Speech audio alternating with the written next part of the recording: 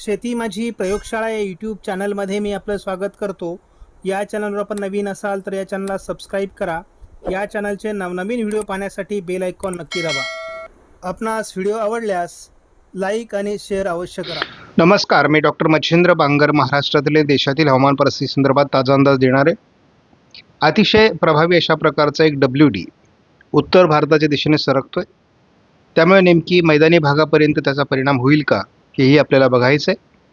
शिवाय आपल्याला बंगालच्या उपसागराच्या दक्षिणेला पुन्हा एकदा नव्याने बाष्प सरकण्यास सुरुवात झाली आहे. त्याचाही काही परिणाम होतो का हे आपल्याला बघायचं आहे. आपण बघतो की गुजरात आणि कोकण या विभागामध्ये आपल्याला आज उष्णतेची लाट, थोडक्यात ह्युमिडिटी आणि हीट यांचं प्रमाण वाढताना दिसणार आहे. त्या संदर्भातला अलर्ट भारतीय हवामान खात्याकडून देण्यात आला आहे. हा अलर्ट आपल्याला 5 तारखेला देखील कायम आहे. 6 तारखेला मात्र हा केवळ गुजरात पुरता मर्यादित आहे. गेल्या 24 तासात केवळ पूर्व भारतामध्ये काही भागामध्ये पावसाच्या घटना घडलेल्या आहेत. बाकी संपूर्ण भारतात कुठेही पावसाची नोंद झालेली नाही. भारतीय हवामान खात्याच्या मॉडेलनुसार आपण या ठिकाणी बघतो जवळपास ओरिसा, आंध्र प्रदेश, रायलसीमा, तेलंगणा, उत्तर कर्नाटक, महाराष्ट्र, गुजरात आणि राजस्थान या काही राज्यांमध्ये आता उष्णतेचं प्रमाण तीव्रतेने वाढू लागलं आहे. त्यामुळे या ठिकाणी काळजी घेण्याची गरज आहे. उन्हाच्या वेळेत शेतात काम करणं किंवा बाहेर प्रवास करणं टाळावं. अशा वेळेस डोक्याला एखादा कापड बांधणं आवश्यक आहे. उत्तर भारताच्या दिशेने GFS मॉडेलनुसार एक WD सरकतोय. आता सध्या म्हणजे आजपासूनच त्याचा परिणाम अतिउत्तरेला जम्मू काश्मीर, लेह लडाखच्या काही भागात होण्याची शक्यता आहे. त्याची तीव्रता 5 तारखेला वाढेल. 6-7 तारखेलाही या भागात WD राहण्याची शक्यता आहे. म्हणजे सातत्याने आता उत्तर भारतात WDचा प्रभाव वाढू शकतो आणि त्याचा परिणाम हिमाचल प्रदेश, उत्तराखंड, जम्मू काश्मीर, लेह लडाख या राज्यांमध्ये असण्याची शक्यता दीर्घकाळ आहे. पूर्व भारतातील अरुणाचल प्रदेश, आसाम, सिक्कीम या भागात देखील याचा परिणाम राहण्याची शक्यता आहे. त्यामुळे सातत्याने आपल्याला आता उत्तर भारतात WD दिसत आहेत आणि हा हवामानातला मोठा बदल आहे. कारण कालपर्यंत आपल्याला उत्तर भारतामध्ये एवढ्या प्रमाणात WD सरकतील असा कुठलाही अंदाज नव्हता. मात्र आता पूर्व भारत आणि उत्तर भारतात WDचा प्रभाव वाढण्याची शक्यता आहे. आता थंडी संपली आहे आणि उन्हाळा सुरू झाला आहे. त्यामुळे आपण थंडी संदर्भातले अंदाज देणं बंद केलं आहे. आता उन्हाळ्यामध्ये आपण बघतो की जर आपण या ठिकाणच्या बारमध्ये बघितलं तर या ठिकाणी आता नोंदी बदलल्या आहेत. या ठिकाणी पूर्वी 32 ते 34 अंशापर्यंतच माहिती दिली जात होती. आता ही जवळपास 47 अंशापर्यंत दिलेली आहे. त्यामुळे आपल्याला हा मॅप बऱ्याच अंशांनी रेड दिसण्याऐवजी ग्रीन दिसतोय. परंतु तरी देखील आपल्याला आता महाराष्ट्रातून उष्णतामान सुरू होताना दिसतंय. राजस्थान, गुजरात, तेलंगणा, उत्तर कर्नाटक, रायलसीमा या काही भागात आपल्याला वातावरण बदलताना दिसतंय. प्रत्येक दिवशी आता तापमान वाढत जाईल. राजस्थानमध्ये आपल्याला 7 तारखेला 40 अंश सेल्सिअस तापमान दिसतंय. हे तापमान आता हळूहळू प्रत्येक दिवशी वाढणं अपेक्षित आहे. संपूर्ण भारतामध्ये तापमान वाढणार आहे. आपल्याला 12 तारखेला देखील राजस्थानमध्ये 40 अंश सेल्सिअस तापमान दिसते. महाराष्ट्रात 13 तारखेला आणि गुजरातमध्ये देखील 40 अंशाचा पारा पोहोचणार आहे. याचाच अर्थ आता प्रत्येक दिवस हा मार्चमधला उष्णतामान वाढणार आहे. CFS मॉडेलनुसार आपण आठवड्याचा अंदाज बघतो. या आठवड्यामध्ये उत्तर भारतात WD येत आहेत, परंतु ते CFS मॉडेलने फारसे दाखवलेले नाही. मात्र CFSने 10 मार्चपासून 17 मार्चच्या दरम्यान पूर्व भारतात WDचा प्रभाव दाखवला आहे. जवळपास आपण बघतो की 17 मार्च ते 24 मार्चच्या दरम्यान देखील मैदानी भागाकडे आता WD सरकण्याची शक्यता आहे.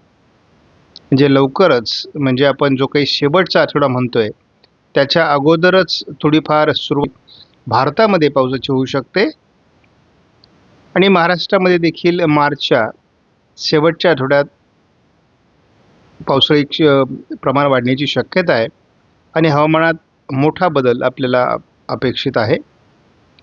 आपण बघतो की एप्रिलच्या पहिल्या आठवड्यामध्ये मात्र विदर्भासहित महाराष्ट्राच्या बऱ्याच भागात गारपीट होण्याची शक्यता आहे. त्यामुळे तशाच पद्धतीने आपल्या शेतीची कामं उरकवणं आवश्यक आहे. म्हणजे दुसऱ्या आठवड्यामध्ये देखील एप्रिलच्या विदर्भामध्ये गारपीट किंवा वादळी पावसाची शक्यता राहील. आपण सातत्याने एप्रिल महिन्यावर लक्ष केंद्रित करतोय आणि त्याचं मुख्य कारण भारताच्या बऱ्याच भागात एप्रिलमध्ये अवकाळी वादळी गारपिटीची शक्यता आहे. वादळी पाऊस किंवा प्रत्यक्ष चक्रीवादळ हे अरबी समुद्र बंगालच्या उपसागराच्या दक्षिणेला बनू शकतं आणि त्याचा काही भागावर परिणाम होऊ शकतो मेमध्ये. त्यामुळे महाराष्ट्रातही त्याचा परिणाम होईल असा प्राथमिक अंदाज आहे. हे वातावरण सारखं बदलत राहील. SIPHच्या अंदाजावर आपण मेसाठी अवलंबून आहोत आणि यामध्ये दक्षिण कोकण, पश्चिम महाराष्ट्रामध्ये अगदी मध्य महाराष्ट्रापर्यंत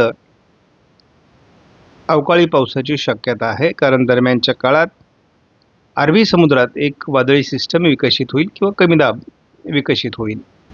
कालपर्यंत आपल्याला मॉडेलने हवामानात विशेष बदल दाखवलेला नव्हता, परंतु आज 18 तारखेला आपण मार्च पोहोचलेलो आहोत एकत्रित अंदाजामध्ये आणि यामध्ये आता स्पष्टपणे आपल्याला मैदानी भागाकडे ढगाळ वातावरण वाढण्याची शक्यता दिसू लागली आहे.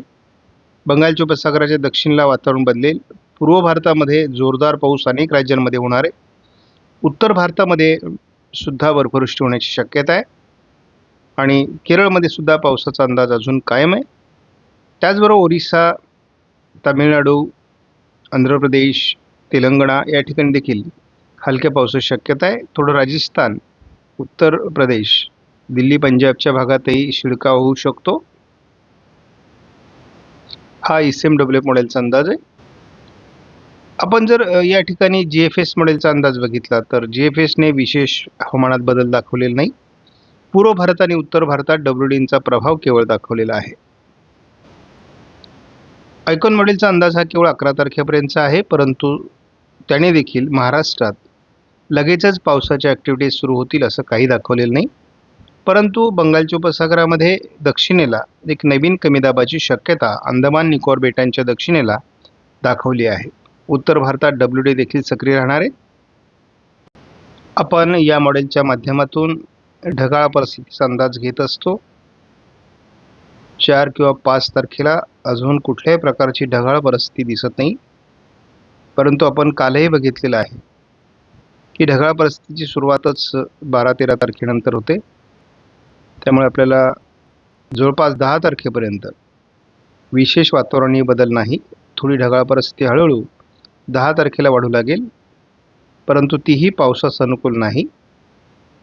11 तारखेला थोडी ढगाळ परिस्थिती राहू शकते, परंतु आपण हेही बघितलं आहे की सकाळी 11 तारखेला कोकण किनारपट्टीला जास्त ढगाळ परिस्थिती राहू शकते.